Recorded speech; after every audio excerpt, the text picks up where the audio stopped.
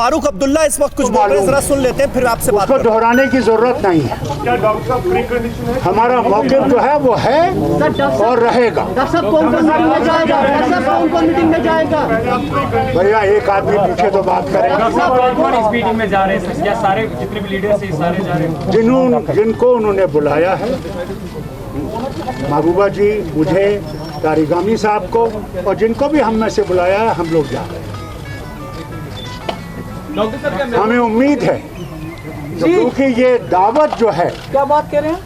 ये दावत जो है ये लीडरों को अलग अलग दी गई, इसलिए हमें उम्मीद है कि वो इन सब लीडरों को अपनी पार्टी की तरफ से, क्योंकि ये इंडिविजुअल लीडर्स हैं, इंडिविजुअल पार्टीज हैं, इनको भी वैसे ही दावतनामा आएगा जैसे हमें आया।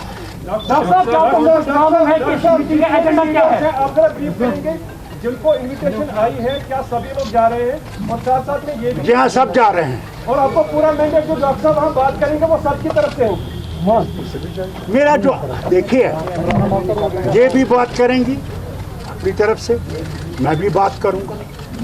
हमारा जो मौक़िफ़ है वो सबको मालूम है। अरगाम ये भी हैं, ये भी जाएंगे, और तारिगामी साहब भी हैं। डॉक्टर साहब, क्या आपको ये पता, ये जानकारी एजेंडा क्या रहेगा इस मीटिंग का? कोई भी एजेंडा उनकी तरफ से फिक्स नहीं हुआ है। वहाँ पे आप हर बात पे बोल सकते हैं। ये डॉक्टर साहब इसलिए पूछ रहे हैं कि जब ये लोगों का एक फीडबैक है कि जो दिल्ली में मीटिंग होने वाली है तो उनकी चॉइस होगी, वही होगा। जो भी लीडर जाएंगे उनकी शायद किसी की ये सुनिए जरा, नहीं होगी। मैं इसमें एक गुजारिश कर लूँगा आपके जो कंसर्न हैं और बल्कि हमारे जम्मू कश्मीर और लद्दाख समेत लोगों के जो कंसर्न हैं, जो उम्मीदें हैं इस मीटिंग से और हमसे, हम आपको यकीन दिलाना चाहते हैं कि हम आसमान के तारे तो मांगेंगे नहीं, लेकिन वही मांगेंगे जो हमारा रहा है और हमारा ही रहना चाहिए। मैं एक गुजारिश, बोले प्लीज हैव सम पेशेंस।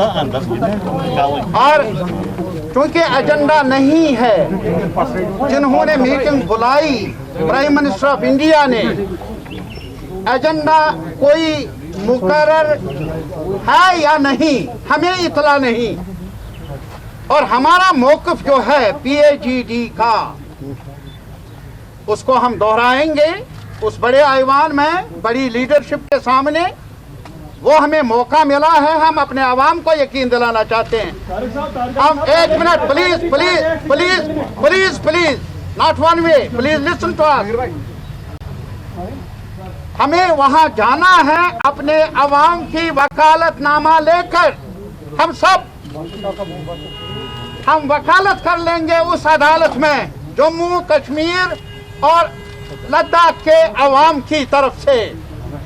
वो वकालतनामा मिला है, आइन के अंदर जो हमें गारंटीज मिली हैं, पहले से ही हम उनके तहफ़्फ़ुज़ की खातिर अपील कर लेंगे प्राइम मिनिस्टर ऑफ इंडिया से कि वो रिकंसिडर कर ले। महबूबा जी, पहले पूछना चाहूँगा कि आप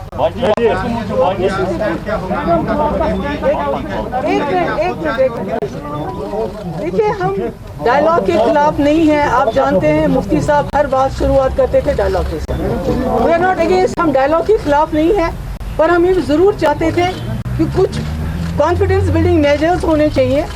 जैसे पूरे मुल्क के अंदर कोविड की वजह से जेल में जो कैदी थे उनको रिहा किया गया, जम्मू कश्मीर के हवाले से भी ये होना चाहिए था। जो हमारे सियासी कैदी हैं या दूसरे डेटेनीज हैं उनको रिहा किया जाना चाहिए था। अगर वो वाकई चाहते थे कि वो जम्मू कश्मीर के लोगों को रीच आउट करना चाहते हैं, हम लोगों को रीच आउट करना चाहते हैं, जिनको पिछले 2 साल से उन्होंने इतना ह्यूमिलेट किया है, तो मैं समझती हूँ कि कम से कम ये उनको करना चाहिए था। मगर इसका कतई मतलब नहीं कि हम डायलॉग के खिलाफ हैं। दूसरा, हमारा ये ख्याल था कि अगर PAGD के हेड के तौर पे फारूक साहब जाएंगे, मगर इनका ये है कि नहीं, हमको इंडिविजुअली इनवाइट किया गया है, सबको अलग अलग जाना चाहिए। हम उम्मीद करते हैं कि जैसे फारूक साहब ने भी कहा कि वहाँ कोई एजेंडा नहीं, उनका जो भी एजेंडा होगा, मगर हम अपना एजेंडा उनके सामने रखेंगे और बखूबी रखेंगे। और हम उम्मीद करेंगे कि हमारे जाने से कम इतना हो जो जेलों में यहाँ और यहाँ से बाहर हमारे लोग बंद हैं, उनको रिहा किया जाए और साथ में जिनको रिहा नहीं कर सकते उनको कम से कम जम्मू कश्मीर ले आए। यहाँ गरीब लोग चंदा जमा करके साल में 1 या 2 बार अपने बच्चों से या अपने लोगों से मिलने जाते हैं। 5 की डिसीजन के हवाले से क्या उम्मीदें हैं आपकी?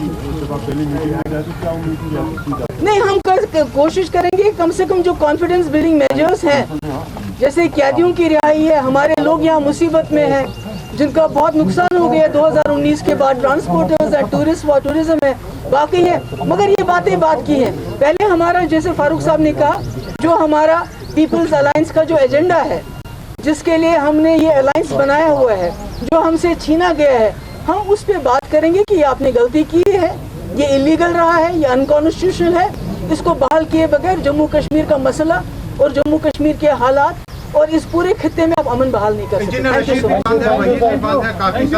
नहीं, मैंने कहा पॉलिटिकल लीडरशिप को भी इनको करना चाहिए, जिनको यहाँ नहीं कर सकते कम से कम जम्मू कश्मीर शिफ्ट करें। मैं सफाई से एक बात कहना चाहता हूँ, जहाँ तक कैदियों का सवाल है, जैसा कि अभी आपने कहा इंजीनियर रशीद साहब हैं, क्या और भी लीडर है? अभी शबीर साहब बेचारा बीमार है, बहुत ज्यादा बीमार है, और कई हमारे नौजवान जो हैं मुख्तलिफ जेलों में हैं। डॉक्टर साहब, हमारे पार्लियामेंट मेंबर मसूदी साहब, इन्होंने भी वकालत की है पार्लियामेंट के अंदर भी, लेकिन सुनवाई नहीं हुई। आज हमें एक और मौका मिला है, सबसे पहले ये कि ये गलतफहमी ना हो कि उनका एजेंडा क्या होगा। हम वहाँ उस एजेंडे पर दस्तखत करने के लिए नहीं जा रहे हैं, हम जा रहे हैं प्राइम मिनिस्टर ऑफ इंडिया की तरफ से कौन सी तजवीज़ है, अगर वो हमारे हक में होगी, जम्मू कश्मीर और लद्दाख के हक में होगी, हम हाँ करेंगे, अगर वो हक में नहीं होगी हम बरमला ना कर लेंगे। इसमें कोई गलतफहमी नहीं होगी। लास्ट में मैं बताना चाह रहा हूँ, जैसे आप सब पूछना चाह रहे हैं, there can be no compromise on 370 and 35A। Thank you. हमने की गलती फिर एक बार, कोरोना ने किया दोबारा प्रहार। मास्क, 2 गज दूरी, करें अपनी सुरक्षा खुद। कोरोना टीका हम सबको लगाना है, मिलकर साथ समझदारी से कोरोना को हराना है।